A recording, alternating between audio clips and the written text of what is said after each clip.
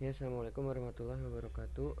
Izin memperkenalkan diri, saya Pramuditya Rizky Muhammad Fauzi dari kelas informatika karyawan. Akan sedikit memaparkan apa yang sudah saya praktekkan mengenai PHP Lumen validasi dan juga error handling, yang mana penggunaan validasi di sini mencakup untuk melakukan implementasi validasi menggunakan Lumen tersendiri, lalu melakukan juga negative case handling menggunakan Lumen, serta mampu memberikan informasi yang baik dan relevan ketika mengalami error validasi juga pada error negative case.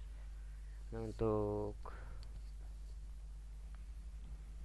awal di sini ada penggunaan pemanggilan endpoint dengan proses fungsi read all atau menggunakan get, yang awalnya tampilannya saat di running di sini terdapat data yang sangat banyak yang tidak juga diperlukan, mulai dari first page URL serta last page to, yang mana di sini akan kita mengubah beberapa sintaks di bagian post controller sendiri untuk indeksnya, untuk format getnya. Nah, di sini kita tambahkan respon ya, di sini respon mulai dari total count, lalu ada limit per page-nya, juga pagination, next page, serta current page, yang mana diproses di variabel data lalu akan kembali ditampilkan. Oke, saya coba. Nah,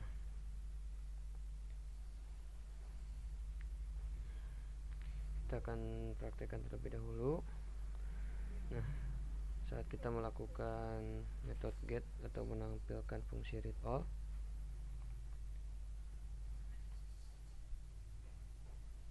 nah fungsi read all di sini sudah seperti yang tadi di set di awal atau dideklarasikan dalam sintaksnya, maka tampilannya seperti ini ya, total count, limit, pagination, serta datanya itu sendiri.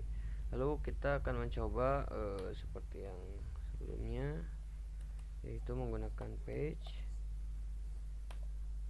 Kita coba page yang tidak termasuk ya.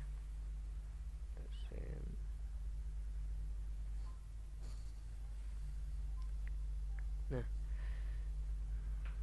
sesuai dengan yang di sini. Nah, jika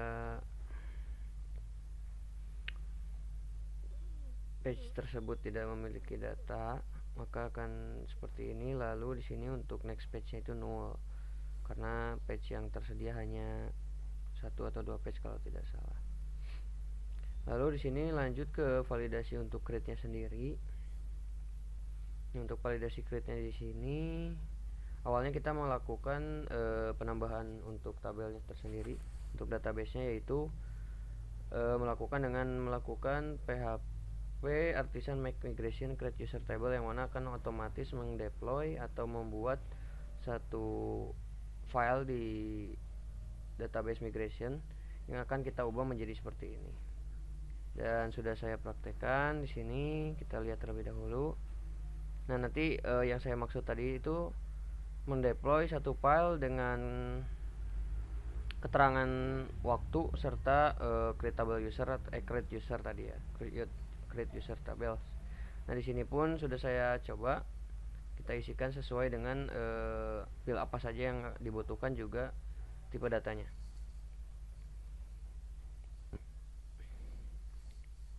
Lalu setelah itu kita melakukan PHP artisan migrate atau untuk penambahan tabel itu sendiri untuk ke database. Lalu di sini pun melakukan penambahan datanya itu sendiri ke dalam tabel itu. Nah, lalu di sini terdapat implementasi validasi fungsi create. Nah, di validasi fungsi create ini seperti layaknya validasi itu sendiri, yaitu mulai dari minimal dari titelnya itu sendiri ada 5 kata atau 5 panjangnya, lengthnya 5. Lalu untuk konten minimal 10, serta untuk status itu seperti yang dari awal itu terdapat 2 keterangan yang bisa diinputkan ke dalam tabel status, yaitu yang pertama terdapat draft serta yang kedua itu published. Nah, untuk user ID-nya tersendiri di sini juga ditambahkan required access user atau ID, yaitu di sini access yang dimaksud di sini adalah mengecek ketersediaan dari tabelnya itu sendiri apakah sudah tersedia pada database yang dimaksud, serta untuk ID-nya sendiri di sini yang akan diinputkan untuk ke user ID. Nah, ini pun sudah saya coba di sini untuk penggunaan metode create-nya. Nah, ini sudah saya terapkan untuk validasinya itu sendiri. Kita lanjut untuk parameternya. Kita akan coba menggunakan pengisian data tanpa ada data sedikit pun apa yang akan terjadi. Apakah validasi yang sudah kita terapkan bisa berjalan dengan semestinya. Kita coba metodenya ke dalam post. Kita kosongkan terlebih dahulu semua data yang akan diinputkan.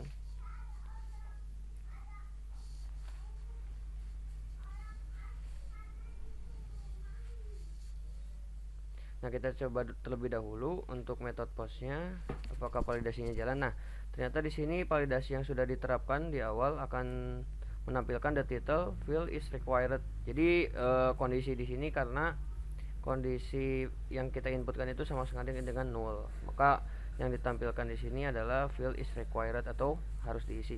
Kita coba di bawah ketentuan yang seharusnya untuk title sendiri tadi panjangnya 5, kita coba isi dengan asal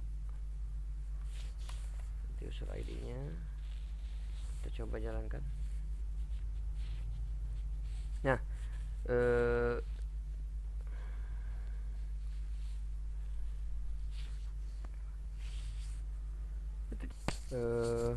kita coba untuk pengisian data sesuai dengan kriteria untuk validasinya itu sendiri. Kita coba untuk judulnya, judul validasi, lalu statusnya di sini menggunakan draft,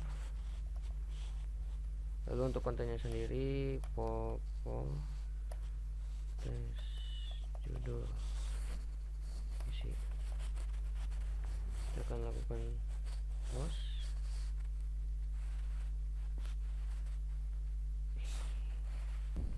Nah, mohon maaf, ternyata tadi terjadi kesalahan di tabel usernya sendiri. Data yang sudah saya inputkan sebelumnya ternyata hilang karena kemarin untuk migrate terlebih dahulu sudah sempat direset untuk database itu sendiri untuk tabelnya.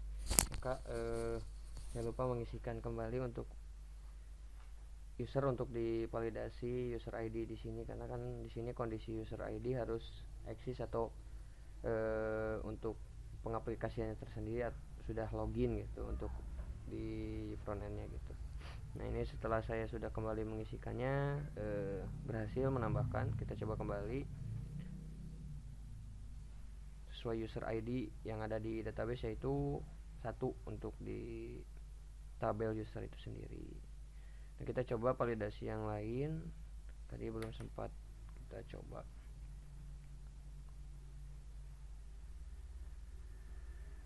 Nah, di sini saya mencoba untuk validasi length-nya sendiri dari tiap-tiap field yang akan diisikan. Mulai title tadi kan ketentuannya batas length minimal yaitu 5. Kita coba untuk 3, maka akan menampilkan title must be list 5 karakter. Jadi tidak sesuai dengan yang diharapkan dari validasi. Berarti ini sesuai dengan apa yang diharapkan dari validasi gitu. Validasinya berjalan dengan sesuai dengan apa yang diinginkan. Lalu kita lanjut untuk bagian validasi ini.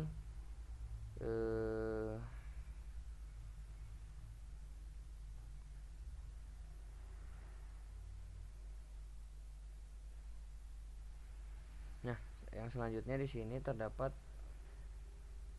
error handling atau tampilan di saat kita melakukan perintah yang tidak sesuai dengan apa yang terdapat pada sintaknya itu sendiri. Seperti di sini contohnya menggunakan post dan /1 gitu. Sedangkan untuk metodenya tersendiri untuk bagian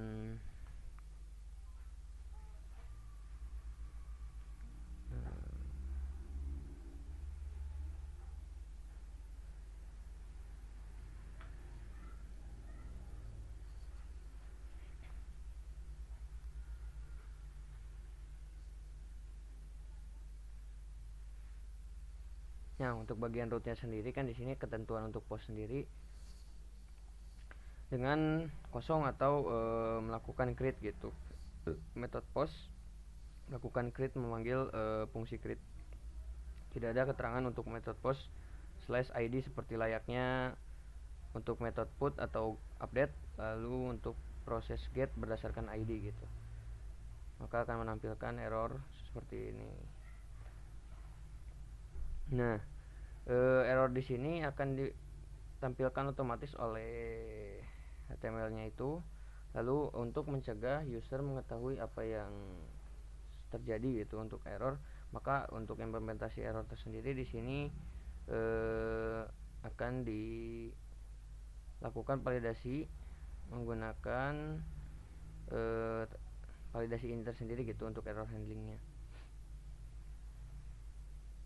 atau menggunakan up exception gitu. Nah, di sini kita akan mencoba untuk bagian exception handler.php-nya. Sini pun kita sudah mencobanya. Nah, untuk penampakan beberapa sintak di sini.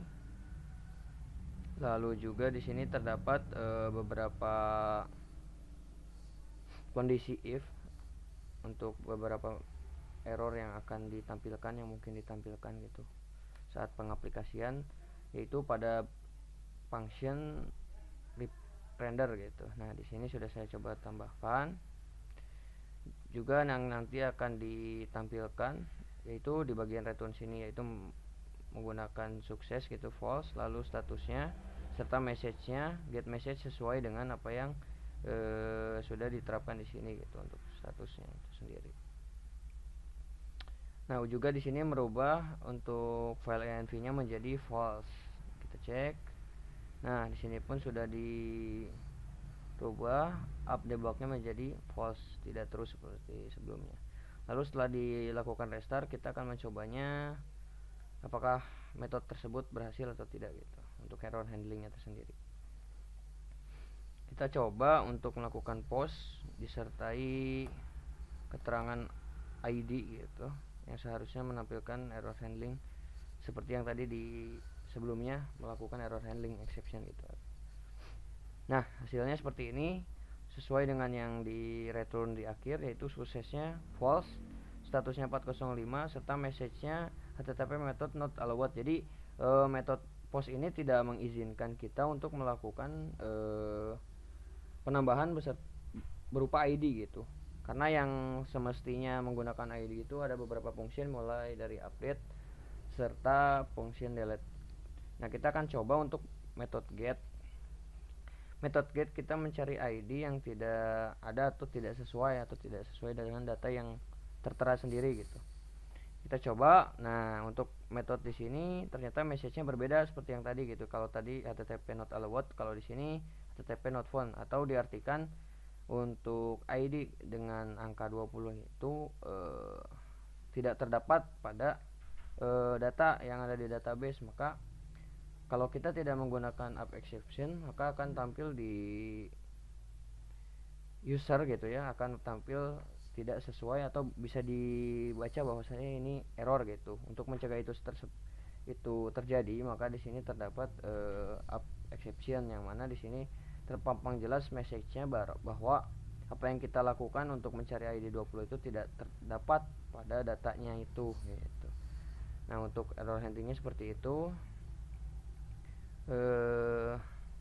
Mungkin sekian dari saya, pemaparan dari saya. Mohon maaf jika banyak salah-salah kata dan tutur kata yang tidak sesuai dengan semestinya. Wabillahi taufiq wal hidayah. Wassalamualaikum warahmatullahi wabarakatuh.